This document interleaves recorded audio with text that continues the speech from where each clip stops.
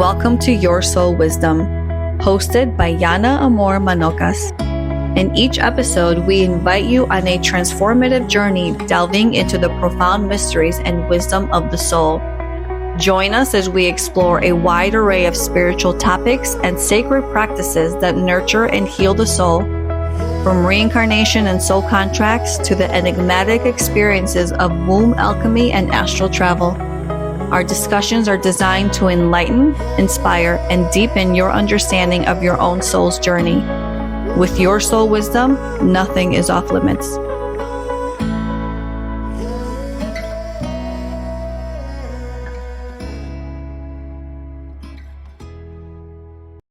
Welcome, everybody, to another episode of Your Soul Wisdom, where we are going to dive into soul ties and soul cords that we have with people. And essentially what a soul tie is a spiritual connection, if you will, between two people. And sometimes it's healthy and sometimes it's unhealthy, but it's almost like if you can envision like this energetic cord that connects you to people, places, things, where we just feel so drawn to it.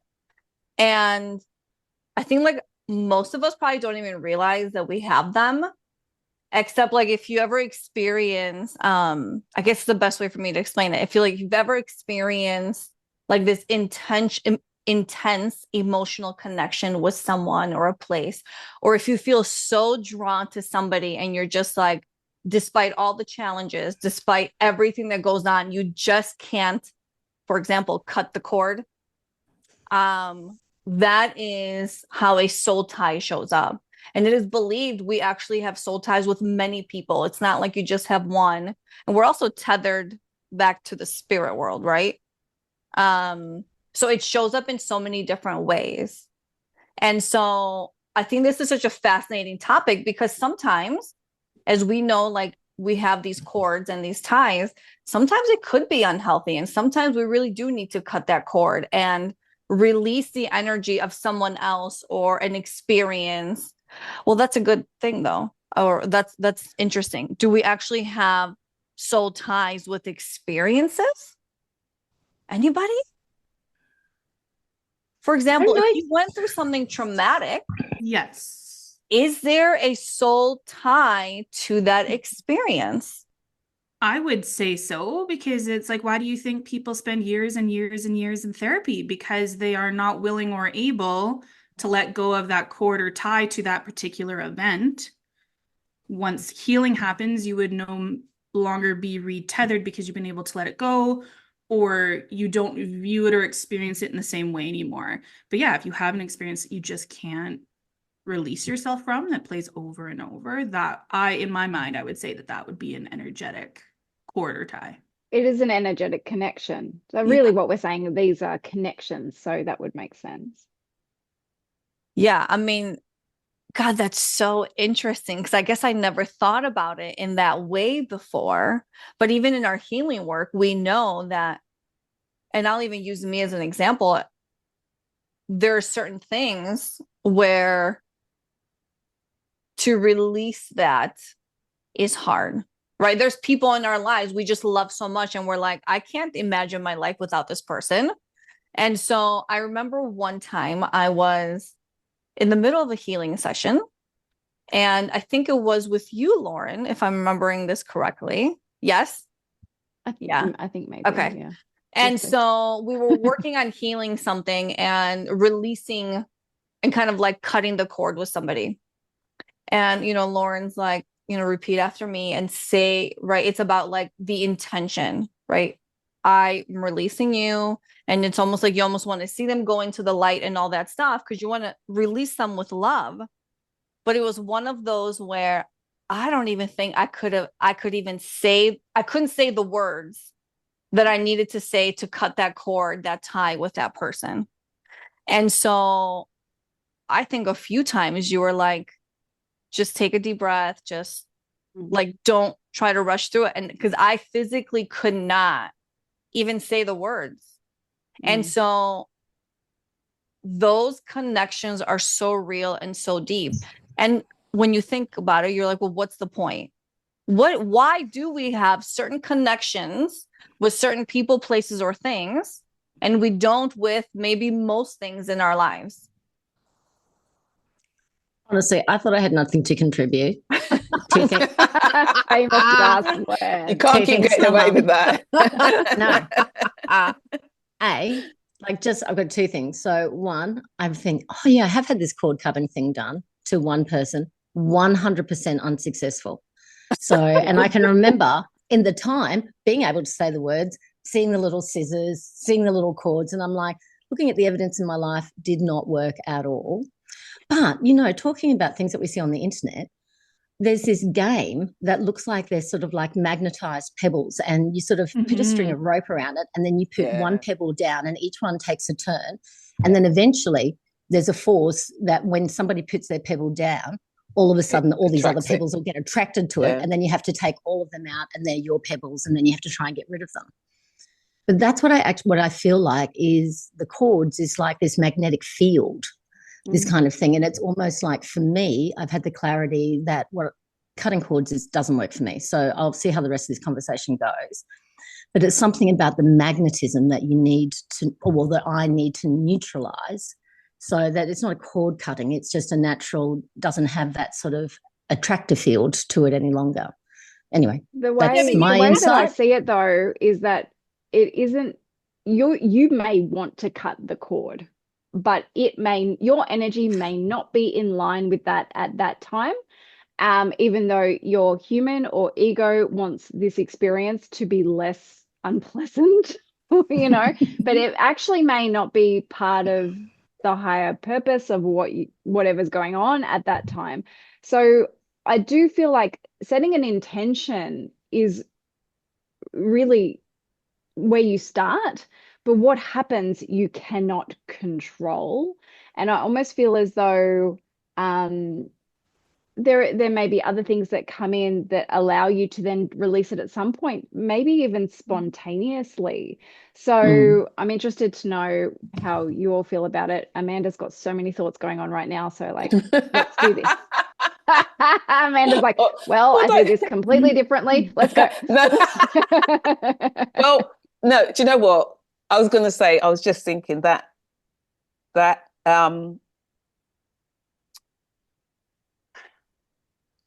don't know if they're really cords or just cords. I think we've been sort of like indoctrinated into thinking that it's cords, and it's very interesting that Rachel said about, the cord cutting didn't work for her. I think sometimes we have to realize that I think it's designed that way, that we think it's just cords. I've seen people with hooks from other people, that literally is hooking into a part of their body, that is what's keeping them attached. You can see situations where it's almost as if people have a lock and a key. So somebody has the lock and somebody has the key. And that's how you've connected. That person has the key that's fitting that lock, so it locks in, and then you're playing out that particular karmic monad, and that's how they work. It's like either like somebody has a positive end or a negative end, or that's how it works. So it shows up in many different ways. Sometimes cord cutting isn't really about cord cutting. Sometimes you have to disintegrate it. You've got to do whatever you need to do to, whether or not you've got to see it go up in flames, or so it's many different ways, and it's many different ways of connecting. There's also, when I've done, say, this kind of work, I've always realized that also people can have a connection or a tie. It's really it's an energetic match, and to their stories. And so people can have ties to their stories.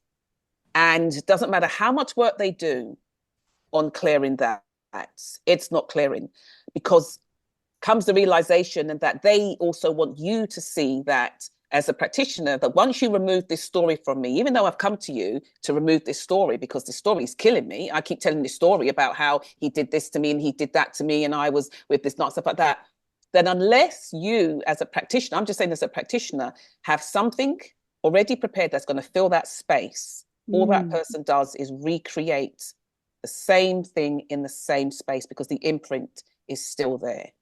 So we need to know how to fill that space once we Amanda, would you say that in a situation like this, because all I keep thinking or hearing is like ancestral ties, that just because you might have an experience that keeps looping or showing up in your life, is that necessarily your own tie? Could Not this always. be a lineage or an ancestral tie 100%. that comes down through the lines and you're just the first one to look at it and say, we'll know more? And if that's the case, then it's not necessarily your lifetime experience that requires the healing, but the going back through timelines to clear that cord. That too. People will say 100%, people will say that they're experiencing something in their life and they just don't think that it belongs to them. And they're very clear on it. That's just not mine. I wasn't meant to have that. People say, I wasn't meant to have that. I don't really get it. I don't feel like that is authentic to me, to my space. Where's it coming from? And that's the key. That tells you that it's coming, that it is ancestral, that it's in the line somewhere. And I mean, and if I was to put it to say like the numerology numbers, like the soul contract numbers, for want of a better word. A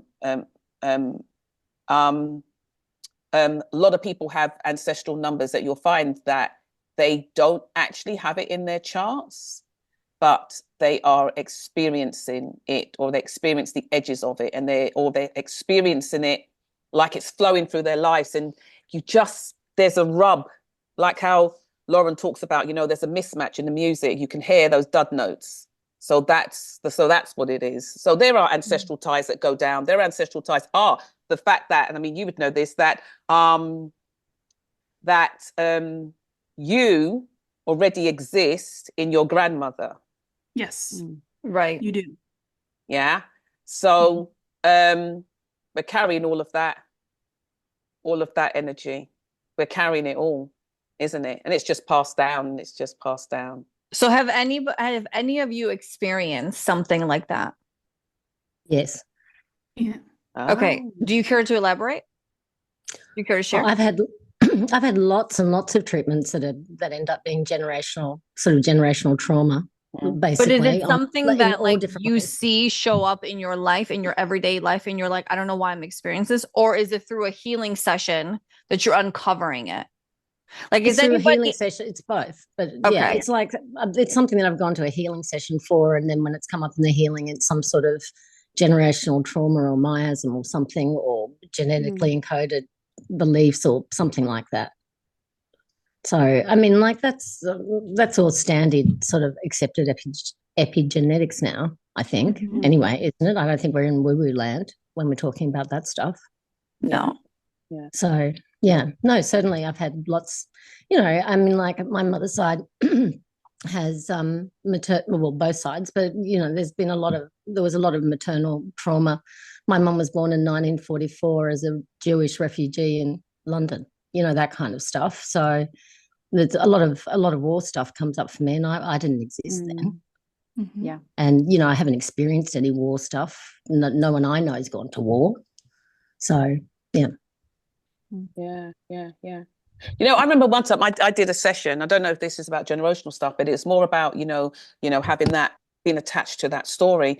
And for years I was attached to the story of having a rotten ex, and it was this and it was that and stuff like that, and I used to pride myself in the fact that I just didn't care. To me, and I've done the work. Do you know what I mean? And I remember doing the EFT training. And they actually do a one that's called, I think it's called tapping into the story or something like that. So as you speak what it is that's happening, you're tapping, you're talking, and you're tapping all the way through your body and stuff like that. And we did a massive, in a sense, a clearing on that, so that there's no trigger anymore. It's like almost like once you've done the tapping, you're looking for what was it that had me in it anyway. And I remember the teacher, she just looked at me that day when we finished, and she just said to me, she goes, I wonder what you're going to fill that space with now. And I thought, what does that mean? I thought, I don't understand that. What does fill it with? Why do I need to fill it? Is there something I need to fill it with? And I went out that evening. I went out with my husband. I think we went out. I was at my in-laws, and I don't know, somebody that was there, I don't know if it was somebody that was there, said something and pissed me right off. And I got into it. I thought it was such a chauvinistic thing to say that I was like, oh. I was gonna go for him. Do you know what I mean? And I just, in that moment, I caught myself and I thought, I get it. I get it. Trying to recreate the story, recreate that. To fill the space. Yeah, to fill the space, to fill, because my story was all I had for years. For years. Yeah, Who am I but it's without this story? interesting. It's interesting because when you talk about like what are you going to put in the space, and I have experienced that 100% within my journey of what are you going to fill into the space. That's why I always say, what are you surrounding yourself with? But when you talk to about, you know, addictions, like, you know, smoking cigarettes or whatever, that they're like replace it with something else to help shift because you're filling up the space with something else. So isn't it interesting that even with sort of energetics, it's like I know I've had things shift and then I've been like almost in a state of panic because I'm like, I feel I have no operating system anymore. What's going on here? Yeah. So it's being very conscious, not just releasing things. It's what are you going to fill the space with? What energy are you bringing into your body? What are you cultivating? Because otherwise, there's the opportunity to recreate from a different source. Yeah, and that's how you get into self-sabotage, right? And it's a conversation I had earlier where I'm currently stepping into something that has always I'm stepping into something that you know you've always wanted to step into, but in your mind you're like, but it's never going to happen for me. It's never going to happen for me. And so now I'm stepping into it from a space of, oh, it's happening. And everything about it is how it should be and positive. But my brain completely goes into any second that it could slip into, it goes into, but it didn't work before. So why would it work now? And I go into this spiral. And now, probably because of where my consciousness availability is now, I'm able to go, catch that thought, girlfriend, and let it go. And bring in that positive thought because the only person who is sabotaging here is you.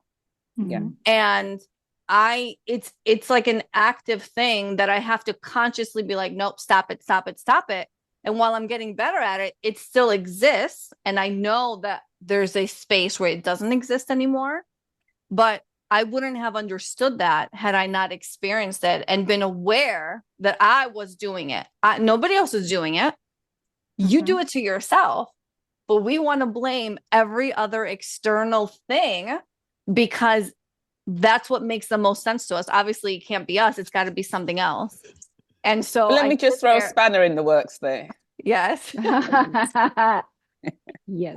You can have people who are energetic vampires who will get into your field. Of course. They can get into your fields and they can be stalking your reality and you'll feel them there. Okay, so are you saying that's a negative though? I don't mean in the positive way in which you're saying. I am saying sometimes though, even though that you've done the work or whatever, when you sometimes can feel that some stuff is there, like you can feel people's there, they are there. This might come down to like the finer grains of like what word you use. In my mind, what you just explained, Amanda, would be more of an attachment. Whereas a cord or a story, which I actually like the idea of calling it like an internal story, I feel like requires permission from both sides. Yeah. Right? Both you and the other or whatever 100%. You might be courted to. Whereas the attachment, they're just hooking in. They're just attaching to you without that permission. And so there is no consent. Yeah. There's no consent. 100%. Yeah. But it would still be the same idea. It's still an energetic attachment. It's still the same thing, but I feel like it's yeah. I like that. Okay. Nice. Kylie, you were going to say something earlier, and I think I might have spoken over you. So, do you have that thought? I was just going to say that it's one thing to cut a cord, and for me, like, so I understand what Amanda was saying about hooks and everything else, and I think it's absolutely true. And I use a lot of cord cutting because it represents that connection. Right? It's and how I visualize it is a spider web silver thread, right? That attaches to someone else. And we can cut that cord all we want through a session. But if you're not backing it up and you're like immediately going afterwards, Yeah. I'm going to text him and say, screw you! I cut their cord. Don't call me and again. now I'm like getting in contact with them, right? Because it's that creating that story of like, well, You're just I don't redoing it. have my victim, I don't have my Yeah. story to blame yeah. for this. Like Lauren said, it's really about the intention.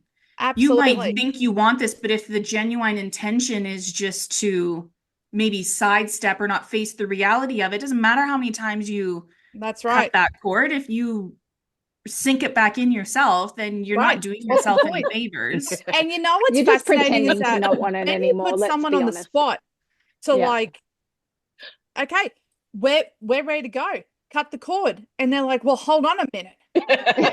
Well, Yeah. hold on a minute. That means you mean that I'm removing them from my energy? And I'm like, yeah. Well, I'm not ready for that. Yeah, but you That know happens what? all the time. A lot of people, but a lot of people are also not ready for that because sometimes they're in a space and place whereby, well, what happens to them? What do they understand? If I Who cut this gives cord a now, shit? do they not get to understand what they've done? And does that Right, mean then that I right. won't be able to tell them what they've done and keep telling them for the next 40 years Then you're what not they've done? ready. Yeah, You're not again, that's wanting that anything. story. Yeah. Mhm. So I Yeah. would say that if there is anything that you're wanting to disconnect from, take a moment to consider where it's coming from. Is it from the desire to change your life and live from a different place? Or are you wanting to do it and then be like, because it's all their fault and they'll ruin my life and I'm fixing, like where is it coming from? Where is it coming from? Is it a desire for your own peace or is it of a desire to remove the pain? Mhm. They're two different things. Yeah. And Yeah. so the way that I like an extra step, like I want to add to that. So it's almost like when you're cutting that cord, are you able to send them off to the light? Or are you cutting and you're getting The good fingers light. up like I'm out? You know what I'm saying? And so when you're able to cut that cord and say, I wish you love and peace, and you Yeah. literally picture them going into the light, you're also energetically healing that wound. Mhm. It's not, because I've But cut that cord and been like, read between the yeah, screw between the you. lines. Yeah, totally. Yeah. No, but can you cut it and not need anything from that person? Yeah. You have no need for any recognition, any admitting of wrongdoing, anything else. Is it simply right. like yeah. Yeah, because what I was going to say is that sometimes you can cut that cord and you ain't sending nobody to no light because you know what, you really don't deserve to be going down They that light. So let me tell you something. I'm cutting you and I'm dropping you right Fire. where you are. Flames. Yeah. And then she's getting a Hoover. That's right. See, I need more of that because I'm very much like, but we're all just out humans, there and loving we all my like, bullshit. Sunshine, light, and lollipops. Now you're right. No. That's not. I don't have that to give. But I think you can cut it and then be like, but from the desire of wanting peace and not wanting it to affect you anymore, Yeah. but without even thinking about them in a way. You're like, for some people, it might be hard to like release them and forgive them and love them. Although I do love the Ho'oponopono method of, like, yeah. yeah. So that's a beautiful one. And I do that when I'm having trouble with something or someone, but it's a desire for your own peace and for you to let it go without actually sort of worrying about the other party. Yeah. Can you I say think it real so. quick? Is it I love you? I really Sorry. Oh yeah, I'm sorry, love please you. forgive me. I love you, thank you. I'm Yeah. sorry, please forgive me. I love you, thank you. And I will do that when I can't my because I feel like it overrides your brain. It takes you more into a frequency of releasing them. But Yeah. Because sometimes the people that you're cutting cords with physically are still present in your life. Mm. And I'll give you an example. I mean, one of our listeners is my ex-husband, but going through a divorce is a really tough process. And I'm sure it was equally as tough for him as it was for me. And so one of the things I had to do, because when you're going through it, you're in a state of sad and mad and blame and hurt and every single emotion. And I remember at some point being where it was just so tough on both ends. I remember going, I have to release this. I have to release whatever is happening in the energy of this tension. What? Because, you know, we have a child together. So you're not going anywhere. And it's not like he's the villain and I was perfect. It's not. We both got to that place, but I had to actively send him into the light in moments where I felt so hurt, where I was like, I don't see any other way out of this. So I just have to keep sending him to the light, keep sending him to the light until it feels like when I'm sending him into the light, I feel at peace with it. And it is something that really helped me get through that, because none of you have experienced that in this group here. And it is definitely the hardest thing to get through. And I do believe that really helped me heal a lot. And I see a lot of personal healing that he did for himself, and it has brought us to a place where we have a beautiful co-parenting relationship, and we can exist in a space where it's not about, well, you did this to me and this was our past and that's what happened, but we had to go individually through so much healing to get there. But it was one of those things that really helped me step into that, because when you're in a situation like that, you start off and you're like, we're just going to be so cordial and everything's going to be fine and we're going to resolve it. It's not, because people are emotional. I'm emotional. Everybody's emotional. And that's the best of you. And so it's really important to know that sometimes you can't get rid of that person. And so how are you going to heal that? How are you going to cut that cord where it's actually healing you? Well, so let me throw in there. So what happened with me, like, in a way, I never went through divorce. I've never been married before. This is my only marriage. Poor guy. Lucky guy. Yes. But my ex-partner, same situation in the sense that it was a long-term relationship. We had children, and when we split up, it was a case of there was a lot of cord cutting or a lot of energetic cutting that had to be done. And he's never come into a healing space on it. What I'd say the space that I had to come into was the agreement and the understanding with myself that I needed to be able to do this in order for me to be able to move on. Yeah. Whether he understood what he had done to me or not, whether he took responsibility for what he had done or not, I couldn't stay and wait for that to happen. I knew that this is what had to happen. So when I cut the cords, it's more than likely that for the last 20-something years, his end of the cord has been flailing around, still trying to attach into me. It's out there whopping around like an electrical circuit, trying to find something or someone or even me to connect into, which is why sometimes when he's had sort of conversations with the kids, he would say that, that it's, that your mother is this or your mother is that, or she's this and all those kind of things, because he's looking for it to land and to start that thing. I never had no amicable communication. I knew when that split, we couldn't ever speak again, because he was that kind of a person. I couldn't have that energy in my life. And as much as people say, oh, what's taking the children and, you make it all nice and amicable, it was my life or it was this way or it was no way.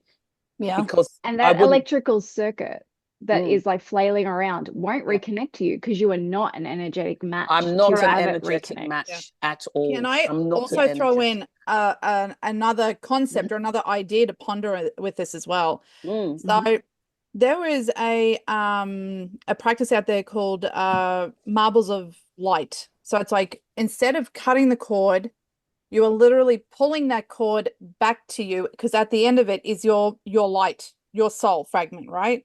So instead of cutting the cord to leave that electrical circuit floundering around waiting to reconnect, just pop that out of that energy of that person and bring it back to your soul and back to yourself. So you're claiming back your power, and you're not leaving any energy of yours within theirs, but you're leaving them intact. Well, I love that. That is beautiful. Yeah. And I love that. And I'll say that for me, I left nothing there. The only connection is obviously the children. I left nothing there. I began the journey of healing myself because I was pretty damaged, you know, mentally, emotionally.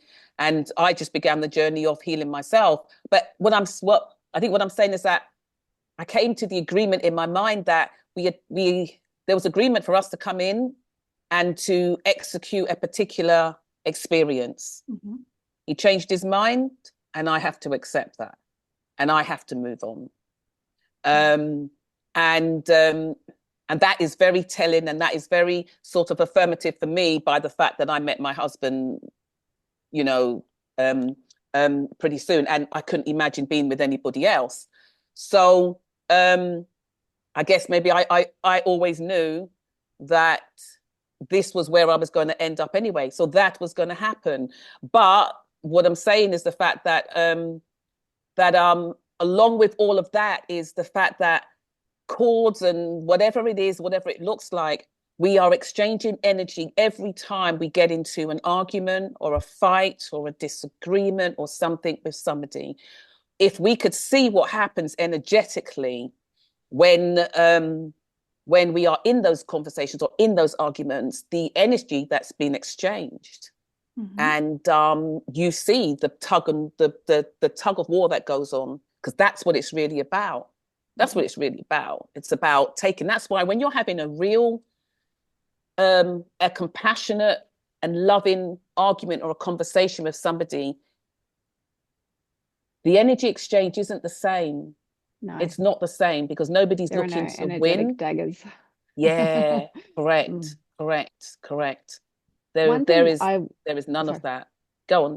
Yeah. One thing I wanted to add too was I remember speaking to a very incredible channel and asking about a difficult relationship in my life. And what they said was really interesting. They said they are not withholding from you. They are not capable. They're just not capable of a different level of consciousness in their current experience, at this point in time. They actually said they're actually a younger soul, okay, in terms of human experiences. And that was like, I was like, wow, it's not something that is going to resolve or that I need to fix, but I do need to choose me. I can choose to leave that dynamic and choose me. Yeah. And that doesn't mean what they're doing is wrong. It's not what my preferred thing, but it's their level of consciousness, their experience, and I choose to be in that or not. Yeah. Beautiful. And I think that was the decision that I made, in a sense, for myself and for my children, because while I was there, I couldn't uphold the kind of energetic space that I wanted to be in. I just couldn't be in it. But I understand that when you have children, though, there are, whether you like it or not, there are, you know, everything seeks to come through the children to get to you, to pull you back in. Even people from the outside world will say to you, who don't really know the in and outs of what's happened, they will say to you, oh, you know, you need to remain amicable, you know, it's the best thing for the children and stuff like that. But what about the best thing for me? What about if that person is a narc 101? What about me? I can't have that connection. I can't have it. I can't even have a hello or a goodbye, because out of that comes all these energetic cords. It comes creeping out of it. They're like bloody spiders, you know. I'm out there in the world with this spiritual hoover. But you can still cut that connection with integrity, because I imagine it's not cutting the connection and then bad mouthing them everywhere. You can cut the connection and have that cut and still act within your integrity, as 100%. the human Amanda is. You know, Amanda is. 100%. I want to hear what Kylie's got to say. She's just like, I have to share just one little story, and then everyone else can talk. No. Go on. Have you ever watched online, like, cord cutting witchcraft candle spells? No. Okay, No. so you need to put What us do on you even pause. Google? Go Google. I have seen it, but go on. Candle magic cord cutting. I don't know. Figure it out. And so you actually bind these two candles, right? And you're usually a black because you want protection, right? And then you signify color with another person, and you tie twine, and then you light it. And it is a fascinating physical representation of how the cord can affect people. So it'll either put your flame out, right? Where that cord is extinguishing your light. And then you're like, okay, now I get to go to a different spell, right? Or it will literally catch on fire on their side and fall on them and just disintegrate and burn out their candle, right? Because that's like narc 101, Billy Big Balls right there, right? But it is fascinating to see how none of these cord cutting spells are exactly the same. Right. And it's such an awesome visual of cutting that cord. I would highly recommend A++. Okay. Go watch one. Am I allowed to maybe slightly redirect the conversation just to get some input from everyone and see what you have to say? Yeah. Yeah. Okay. So I don't know if everyone in this group knows what I actually do for my day job or not, but I deal with cords every single day because I'm a placenta encapsulator. And so I just want to go back to what Kylie was speaking to about cutting the cord, but then bringing it back in to take that fragment of soul or light and to bring it back to you. And so I actually spent this weekend at a women's circle talking specifically about placenta as a portal, right? And how it's a physical representation of the baby being rooted to the earth, the umbilical cord being your silver cord, and of course the placenta being the upper canopy of the tree of life, connecting you to the ethers, right? And it's a really important part of my work that people really understand how sacred the placenta is, and that birth isn't fully complete until the placenta has been born. And in the world that we live in today, where individuality is really favored, first thing that they want to do is immediately sever the baby from their home. Correct. And once that cord is cut, if in theory that is your silver cord, that baby no longer has the opportunity for its soul to be transient, right? Because they can land in their body whenever they would like to. Some do early, some wait until right at birth, right? And I just think, I don't know, if you knew the things that these placentas say to me when I get them in my home kitchen where I do my work, not my home kitchen, but I have a dedicated space in my home where I do my work. And it's, I think some of them have been a little more rushed than they would have liked to. And the pieces that are left behind can sometimes be very, if you can tell, it like makes me emotional, right? Yeah. But if the very first thing that we're disconnected from technically is our soul through that cord cutting, and that placenta's birth, and then that disconnection from our mother, right? And you just think about these cords and how when you enter this world, that's the very first thing that happens to you. This thing that keeps you tethered is severed away.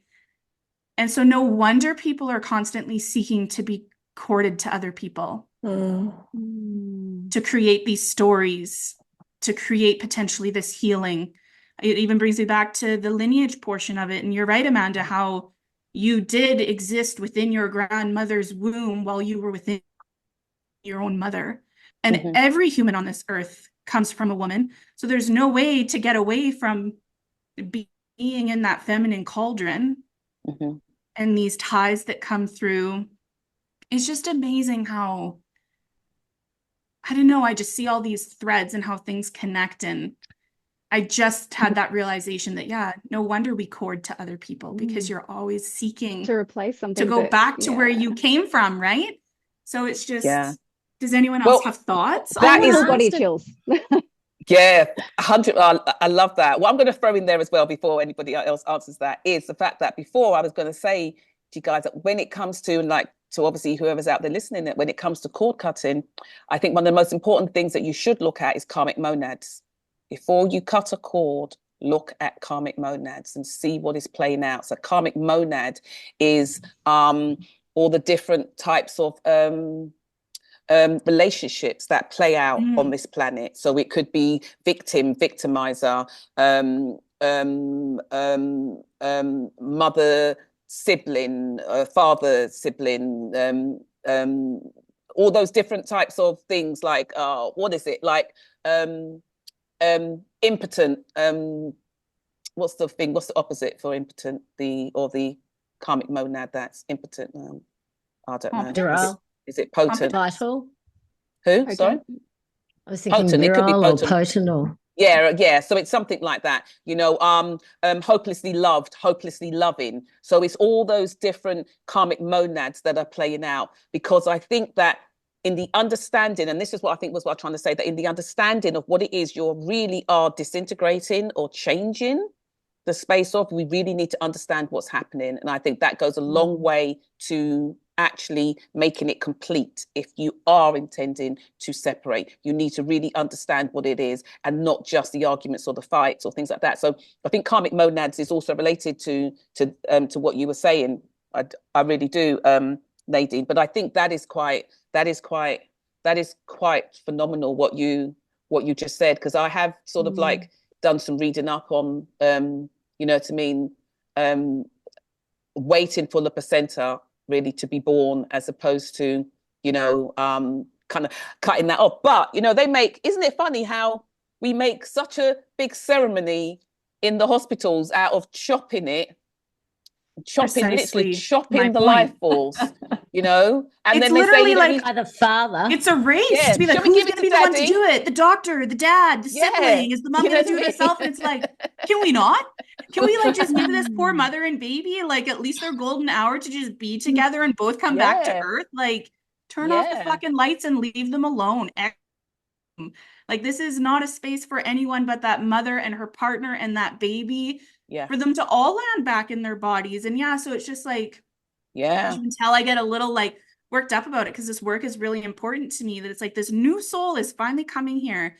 And the first thing people want to do, because they just can't wait for them to be individualized, just to cut that cord. And it just kind of, it kills my heart a little. Yeah. And so, yeah, just with what Kylie said, I think about, what has been left behind. And I know, because I see it every day. And it's like, just allow all of that to come through before. Well, we have soon coming up an episode on this whole birth topic, right? Because we can dive into this so much, and it is so important. And I think it's one of those, and I think what's happening is across humanity, a lot of people are waking up to, you guys, we fucked shit up for so long. We need to like undo the thing that wherever we derailed. We need to bring back to that wholesomeness, that connection, that community. Everyone's out doing their own thing on their own. And I think part of why this group is so beautiful is because alone we are powerful, but together we are just, you know, the power is amplified. What a word of the day.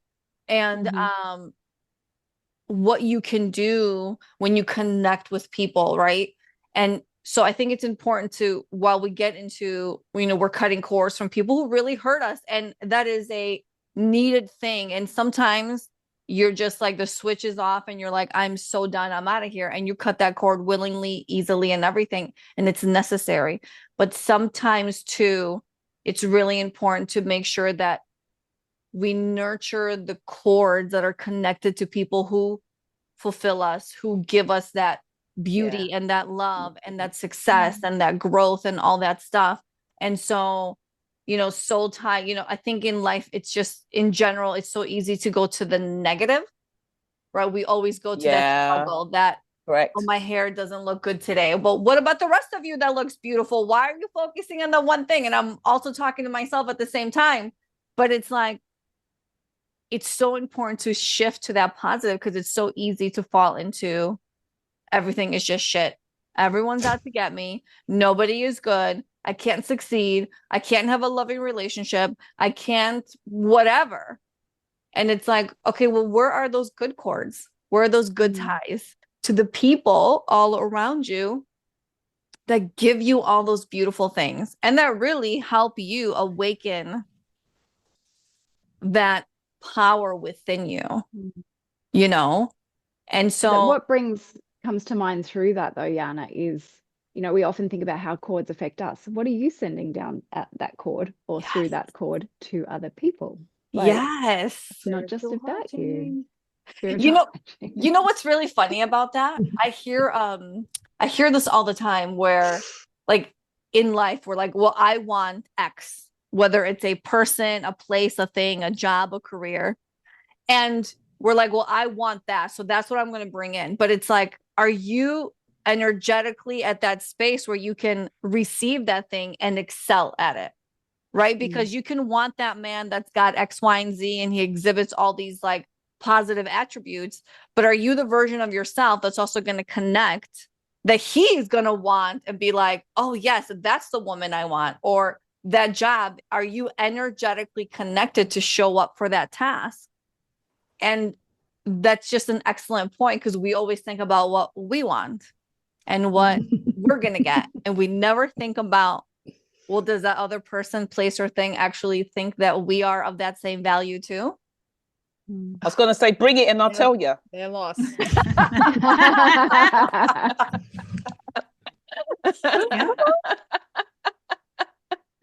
Hey, I just want to ask Nadine, and I know it's getting back to kind of off topic, but I can't help thinking that there's going to be a little learning or analogy in here for us.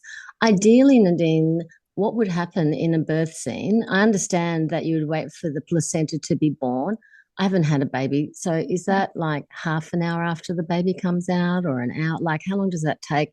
Like, what's the ideal scenario? And as I said, I feel like I want you to tell us because it'll be an analogy for this other cord business. Yeah. So there's a number of things that need to take place around the birth of the placenta, right?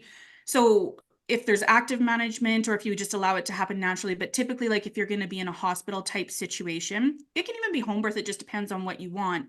You're going to be given a shot of oxytocin, which amps up those hormones and it tells your body to then release the placenta. Because if the placenta isn't, okay, we always want the placenta to be born and to fully release from the uterine lining. And when that happens, it helps a number of other physiological things to occur, such as for then breast milk to start being produced, that sort of thing. If any bit of the placenta remains within there, your body is still thinking, oh, baby's still here, like don't begin this chain of events, right? But typically, if you just allow the placenta to be born on its own by building your natural oxytocin, yeah. So what would that look like? Looking into your partner's eyes, holding your baby to your chest, smelling your baby, being in a calm, quiet environment, people not in the room who don't need to be there. That's naturally going to bring up your own oxytocin to release your placenta, right? But in an environment where they want the placenta to be born or delivered so that they can manage all these other things, well, they're going to have everything going on. They're going to shoot you up. It's going to come out. And then all of a sudden it's like, okay, we'll cut the cord. So they'll call delayed cord clamping 1 minute. Yeah. Okay. No. That cord needs enough time for that Wharton's jelly to expand and naturally close off the arteries and vessels. It's only going to close off outgoing and still allows everything from the placenta to come into the baby. Once that's complete and the cord has gone flat and fully closed off, it seals naturally. You don't even need to cut the placenta from the baby. In that case, that would be what's called a lotus birth, where you keep the placenta attached as long as needed for it to naturally dry and detach from the baby. Yeah. But if you, with my clients, with the work I do, I always say, please make sure to cut and then store the placenta on ice within 2 hours. But like, there's no need for this immediate within 30 seconds to a minute to cut the cord, because ultimately, and they also talk about like cord blood stem cells. All of that, when allowed to, is naturally going to go into the baby anyway. There's not going to be anything that you need to collect. Like there's no stem cells really left in the cord once that blood is gone. And it's not even cord blood, it's baby's blood. Like that baby needs that blood. And so it's like, normally it's going to deliver and go flat within like half an hour would be like a pretty okay timing. But in the medical system, it's usually within a minute or two where they're cutting and detaching amidst all the stuff going on. Half an hour is a lotus birth. No. Lotus birth would be remaining attached. So when I gave birth, mine came very quickly. I did not have any oxytocin or anything like that. And they were born, Mhm. my daughter's was within like 5 minutes. My son's came after about 15. But I Mhm. specifically said to them, I was like, you have half an hour. Don't even talk to me for half an hour. If then you feel it's necessary, we'll discuss at that time what to do. But like a hospital's not going to give you that option. I birthed at home with midwives. It all comes down to your provider, what you desire and what you need. But like women really need to advocate for themselves and their babies in our medical, well, here in America, like North America, that's certainly, yes. Now, Uh, I just thought of something, which is when, we think about when we cut the cord, we will be better off. But what about the other end of that cord? Precisely. Is that person or that baby feeling the impact of that cord being cut? Right. And so it is said that when you cut a cord with somebody, they too on their end will start to feel the release of that connection.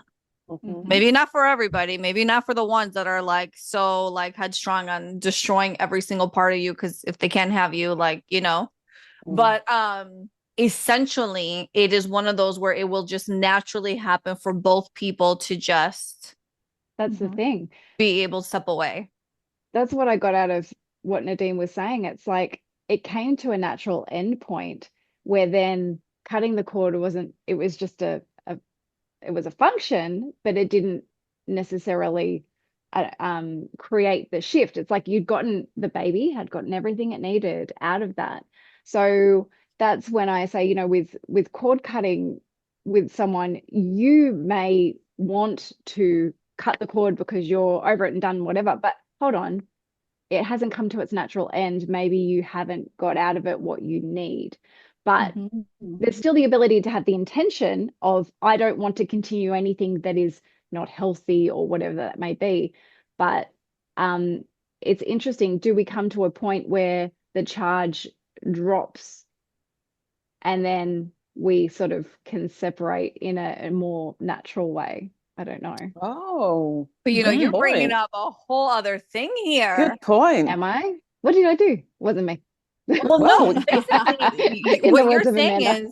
you're saying is we essentially shouldn't even be cutting the cord and allowing it to naturally fade away, because at some point it'll die out, right?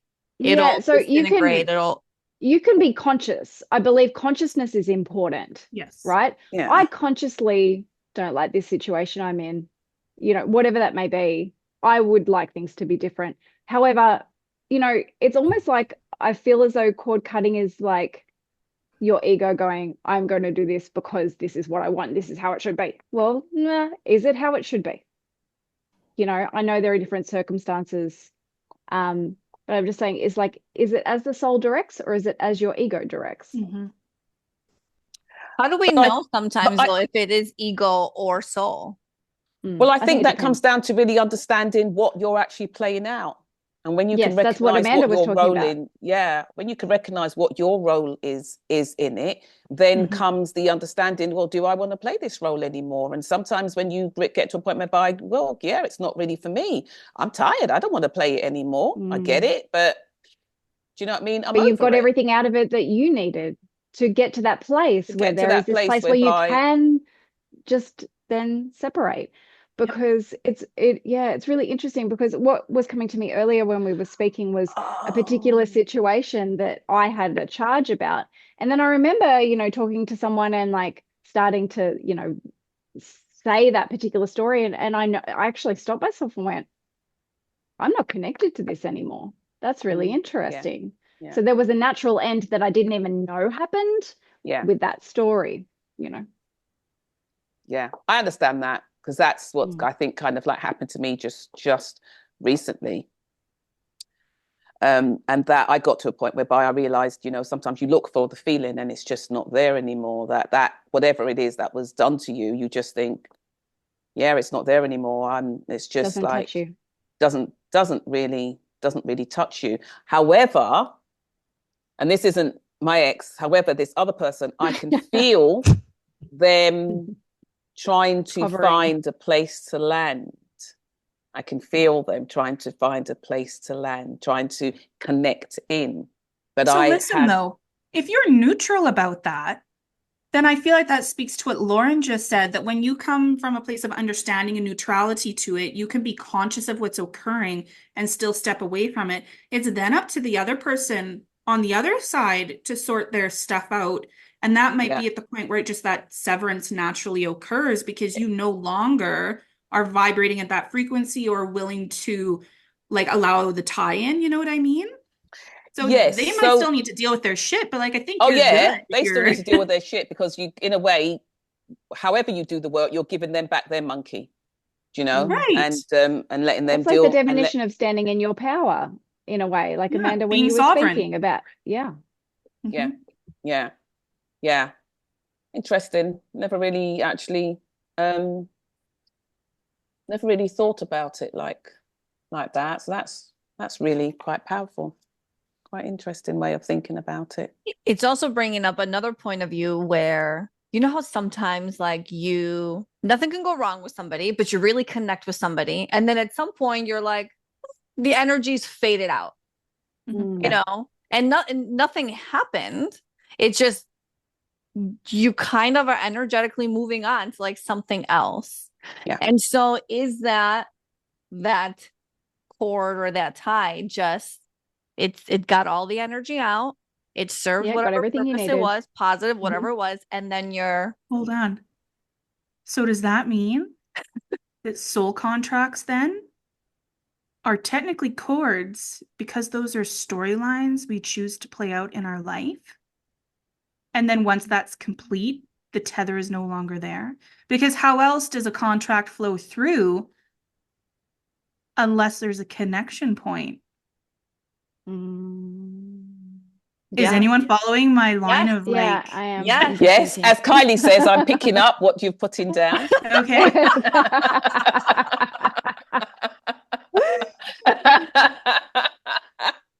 ultimately it all comes down to your own self-work and expansion and exploration. And like Lauren says, your consciousness.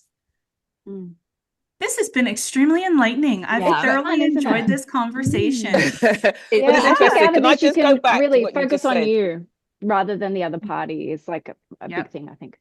Yeah. I have always looked at, and funny enough, I heard something today that kind of like totally blew my mind. But however, I have always looked at when I've done those readings, when I do those readings, my numerology readings,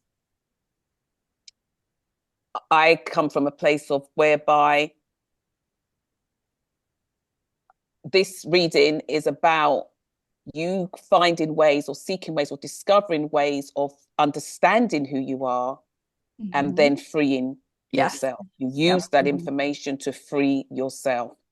You don't use that information to spend the other 50 years of your life clearing it up and this is the reason why you're like this and da da da da da.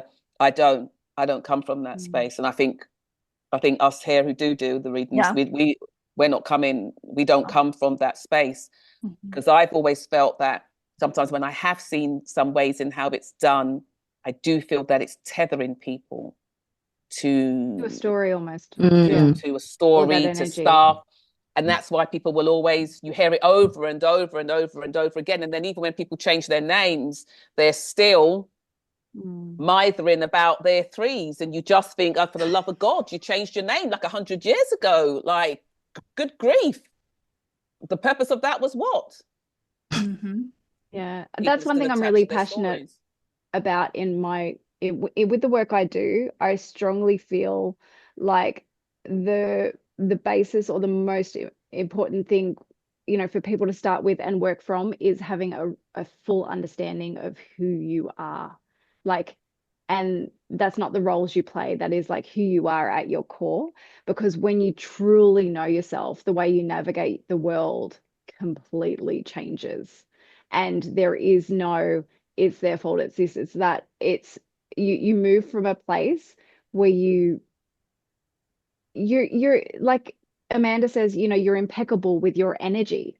So Yeah. if you bring yourself and you're impeccable with your energy and you are conscious of how you move in the world, then what actually happens in your world is completely different to doing it in a way a lot of people still do. Yeah. And Yeah. some of it's symbolic too, right? Mm. Right? It's just intention. You're setting intention, like having a crystal with you, this is going to protect me from a Yes. connection to someone else. Yeah. No, it's about you. But some people don't have that sense of confidence to be able to hold that power of doing it themselves. So by using a crystal, for example, would that be considered then kind of like a grounding agent? This I'd say it's tangible densified thing. intention. Yeah. So Exactly. this tangible thing makes me think that I can see it. So it's working. actually doing the thing. Yeah. Exactly. When really So- it's all energetic Exactly. in our mind. Yeah. Yeah. And you know what I would say, for if you need that crystal, grab that crystal and do whatever it takes for you to whatever it accomplish. takes. Yeah. 'Cause that's what it's there for. But It's there. It's there as a service. Yeah. So Yeah. and they're presenting their energy as a service. Can I just throw in here as well that I was just going to say, based on what Nadine had just said as well about about the soul contracts. I have always said as well, do not let the information define you. Yes. Let it inform you. Yes. And it really is important. Yeah. No matter what you do, even if it's that kind of reading or any kind of reading you go for, don't let it define you. Let it inform you. I was about to say that isn't restricted to soul contracts. Yeah. As in like everything. Everything. Everything. Yeah. Yeah. Yeah. And it's tough too when you're actually sitting across a client and you know the things that you're saying are solidifying that thing for them. And you have to constantly say, don't live in this. This doesn't have to be your reality. It doesn't. That's their choice. I know. Yeah. Yeah. And it's like, as me, somebody who wants to see the result of my work, I want to see you thrive in life. And so it's like, I'm going to drive it home as often as I can hopefully for it to settle in. But on the flip side, personally, I'm also the one where you can lead me to the water, but you can't make me drink it. And so, I get both ends of that. It does bring up something for I feel there's a couple of parts to say one of those readings. One is I see you.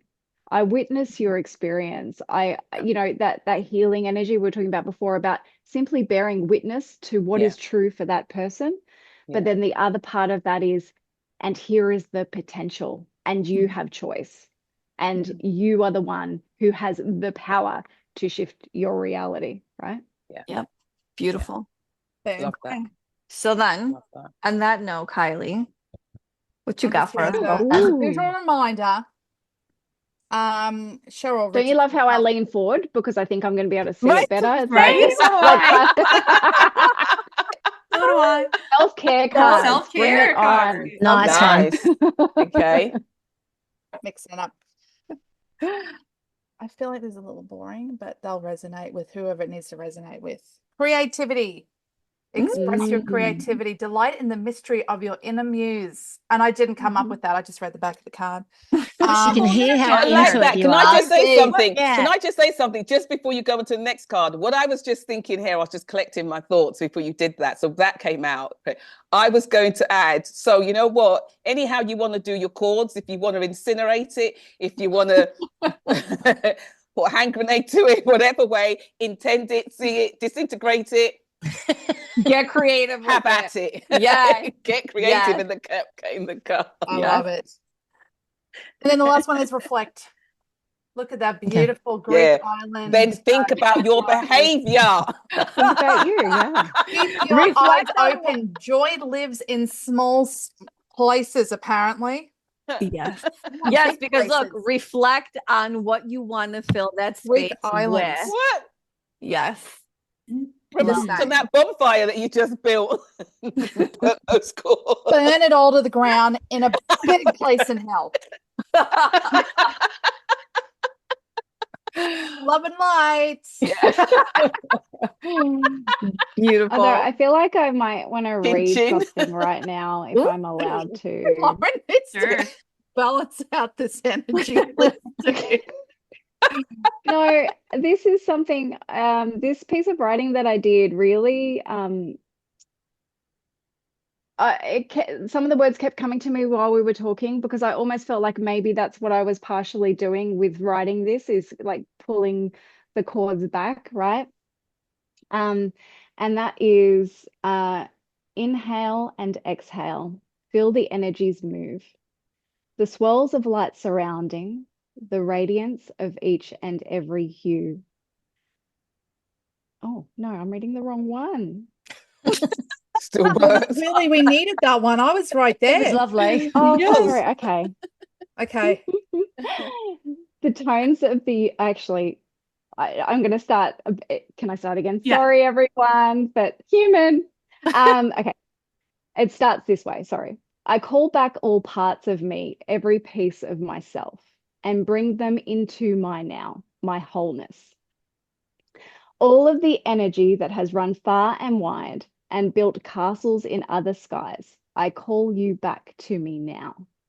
The other lifetimes, other realities, the other dimensions I roam, I call all of me, every version back into this body. I call you home. So the cord, the connection to the other uses. Inhale, exhale, feel the energies move. The swirls of light surrounding, the radiance of each and every hue. The tones of the universe rise to meet you, the divine note that you are. The magic that is your essence, the sparkle that lights your star. Breathe deeply as you surrender to the wholeness that you are. Know that you know everything, yet also nothing, not by far. Everything and nothing, the paradox that is you, the very fabric of creation and the one who plays inside it too. It's not mutually exclusive. All things can be true. Everything, everywhere. Everything is you. Mm. Oh, Lauren, that's Lauren. amazing. Beautiful. Oh, thank Hurry up and you. get this book out. And I was just about to say that. Yeah. When's your book arriving? Thank That was Signed copy. beautiful. Yeah. you.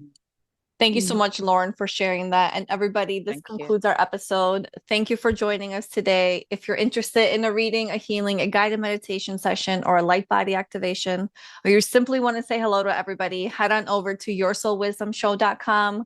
We thank you for allowing us to create this beautiful space, and we hope you have a beautiful, blessed day. Bye, everybody. Bye.